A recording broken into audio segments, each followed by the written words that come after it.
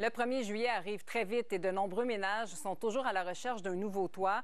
Et dans bien des cas, déménager peut représenter un véritable cauchemar. Le regroupement des comités logements et associations de locataires du Québec vient de dévoiler un nouveau rapport qui montre que les prix des logements ont explosé un peu partout au Québec, particulièrement en région.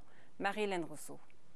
C'est un rapport qui s'intitule « Déménager, un cauchemar pour les locataires, une occasion en rêve pour les propriétaires ». Il faut dire que bien des gens paient toujours un prix raisonnable pour leur logement, mais c'est lorsqu'ils souhaitent changer d'appartement que ça peut se compliquer parce que des logements disponibles, d'abord, il y en a peu et souvent, les prix sont très élevés.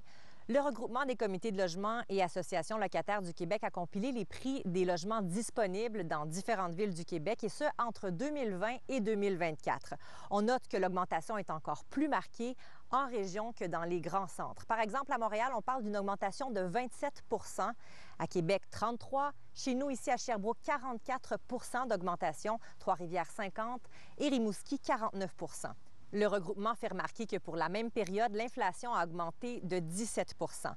Le porte-parole de l'organisation, Cédric Dussault, croit que le gouvernement n'en fait pas assez pour protéger les locataires.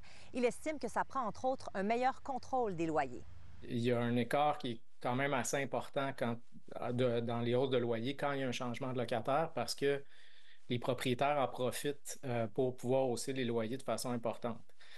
Donc, c'est évident que tant qu'on ne s'attaquera pas directement à ça, on va continuer à s'enfoncer dans une réalité comme ça.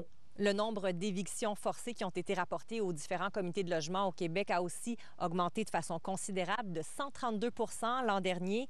Le gouvernement Legault a récemment imposé un moratoire de 3 ans sur les évictions des personnes âgées qui habitent dans leur logement depuis plus de 10 ans. C'est une mesure qui est saluée, entre autres, par les partis d'opposition et aussi par des associations locataires.